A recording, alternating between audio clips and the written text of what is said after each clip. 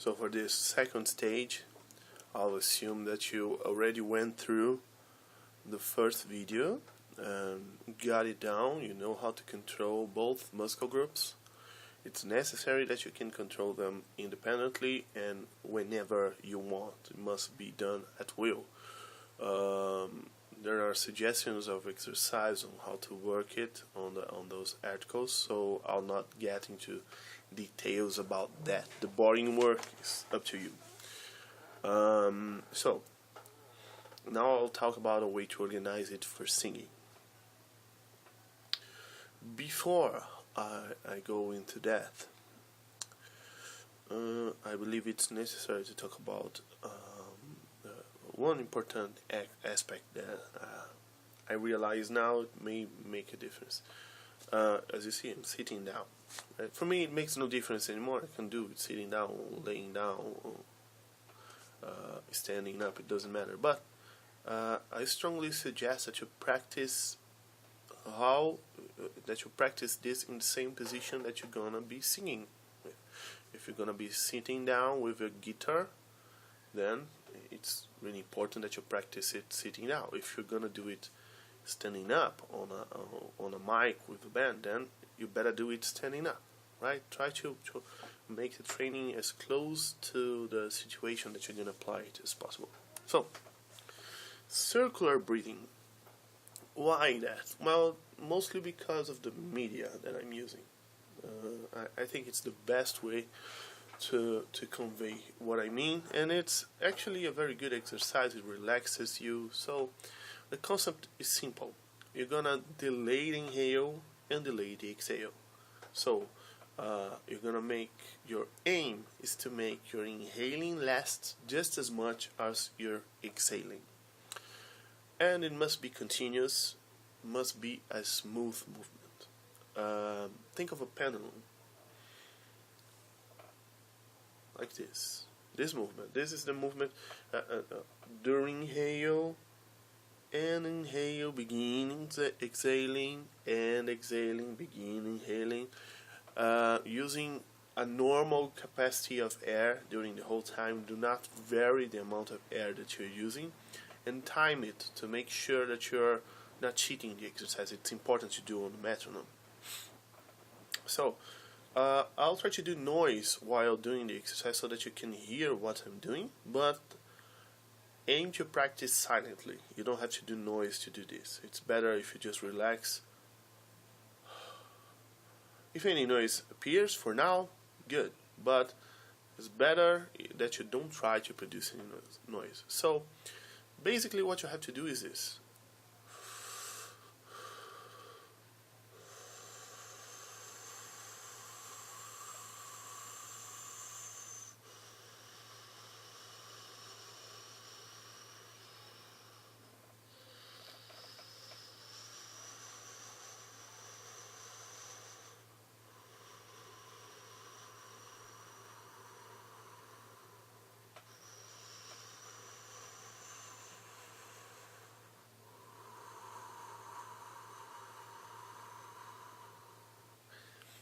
And when you're getting to the edges of the movement, this is done using those coordinations that we mapped before, by the way.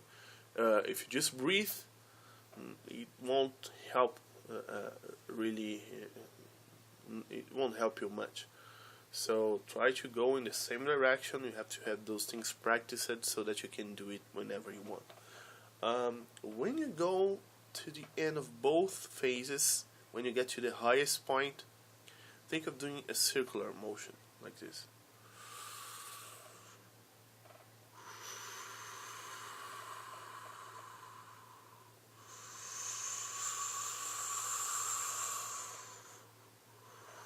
Should feel like the muscles, they never really relax. The movement never stops. It's continuing. The muscle action is continuing. It doesn't matter if there is a pause in the release of air. Just on the ending, doesn't matter, but the movement, the control must feel like one thing. You get to the edge of one, the other start to engage, then you start releasing, the other start to engage, then you start inhaling, and so on. time it on the metronome, vary the amount of time you take to inhale and to exhale, do it, start working in symmetry, for example 4 to inhale, 4 to exhale, then start varying 2, 4, 3, 4, 5, 3, I don't know, play around. The longer you take to do the exercise, the harder it becomes, but the better the effect. You start to feel how is it like to actually control it. Probably if you're not used to do something like this, from some people do it when they practice martial arts and yoga, but if you're not used to it, probably you have some trouble coordinating it. Great. It's exactly what we want, that you have trouble and then start to control it and smooth it out. That probably will improve your singing if it's the case, because a better release of air makes a much better quality emission of voice too. From there, and this is the reason why this exercise is useful.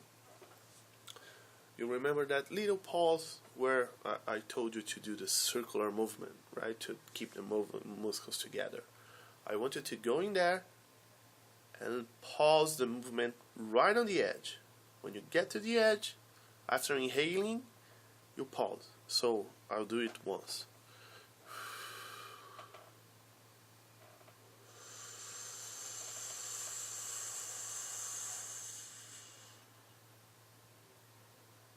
And the muscles are all acting.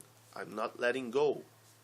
It's all the inhaling muscles. They contracted, and they stay in that manner. That's what we want.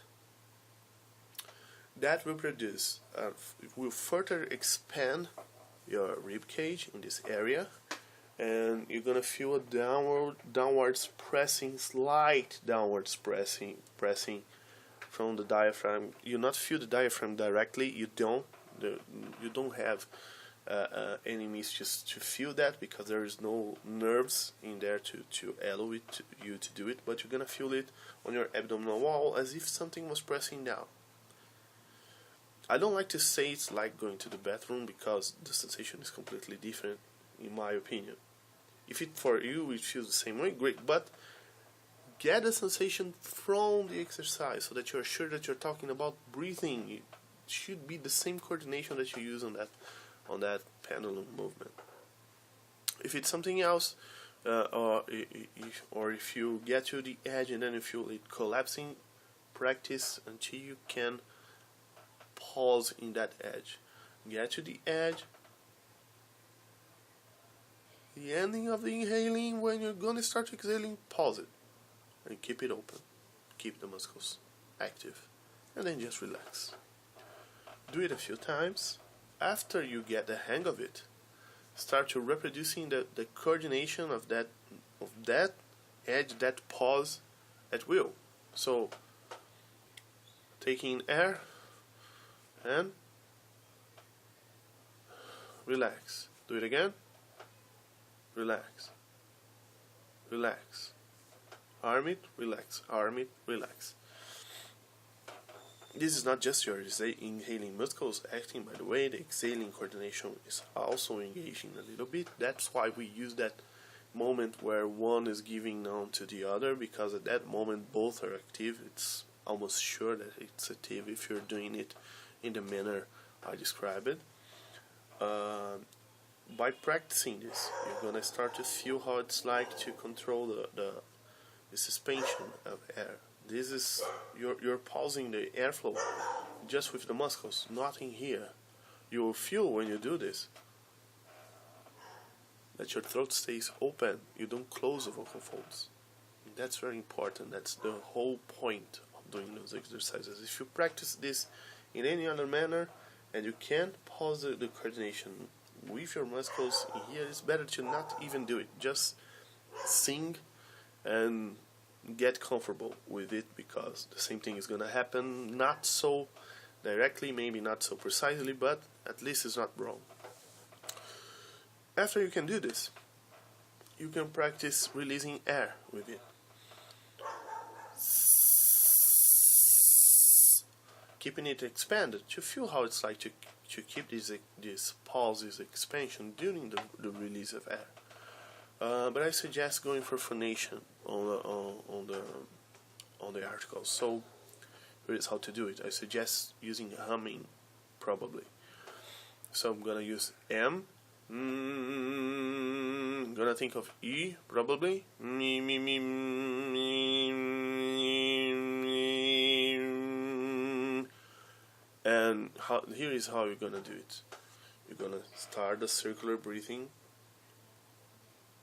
Get to the edge. When you're in the edge,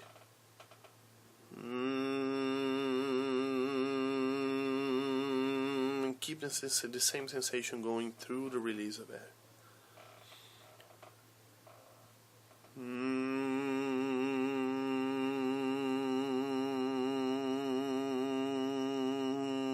Use your hands how I'm in the way that I'm doing.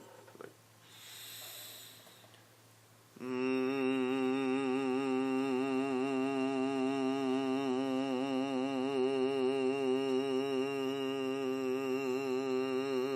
you see that you can go there. You can last long doing it. There's a lot of. It's not a lot of air, but you have a lot of energy to use. You don't have to really push your voice to do it. You don't have to even make any effort. It's really getting that sensation and just releasing voice, releasing air.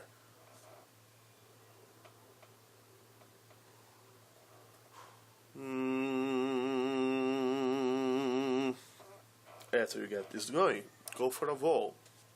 I suggest ah or whatever vowel is easier for you. Don't go high.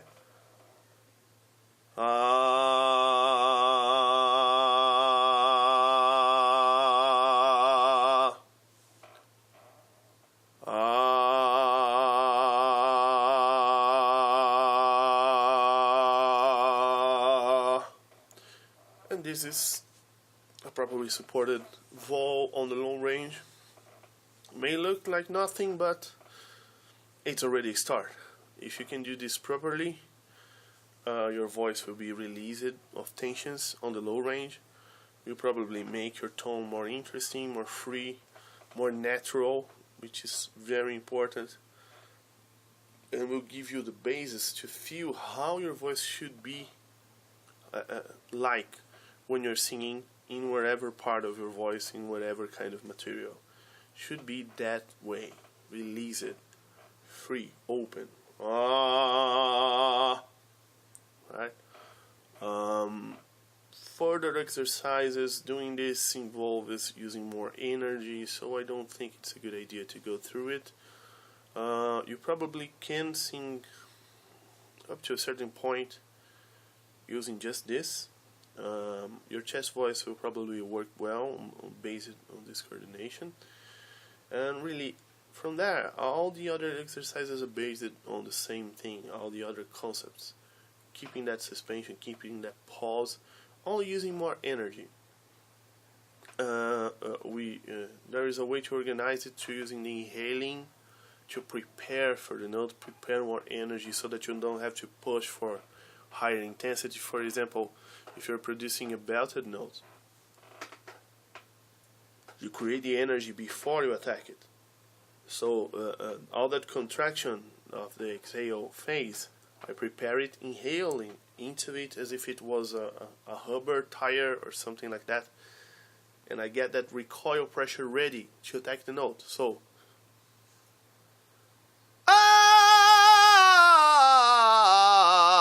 I don't really have to push to attack it because I have the energy ready to release. That makes a huge difference when you're starting to work with more aggressive productions. But I believe it's better to work on the softer qualities, the more normal, neutral, more medium qualities of your voice, and trying to get that coordination as well defined as you can, because if you can do it on the easy way, on the easy notes, and with low intensity, you'll not be able to use this when you need more punch, because the same thing needs to be going on. If you attack the notes, an aggressive note, without holding back, you're gonna do it one time, you're gonna be hoarse at once, because a lot of air is gonna be blowing through your vocal folds. and the collision force is too much, the pitch is high, so basically you get hurt instantly.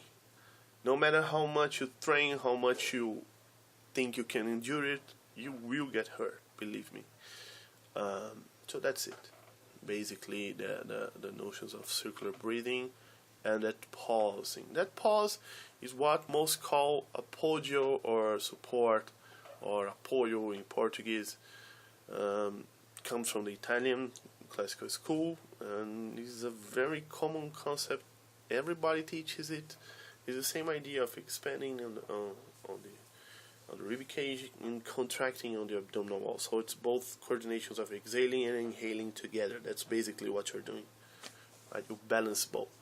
From the balance, it's easier to have more dynamic variation without worrying so much about controlling your breathing. Okay? I hope it helps. Work on it. There's no other way.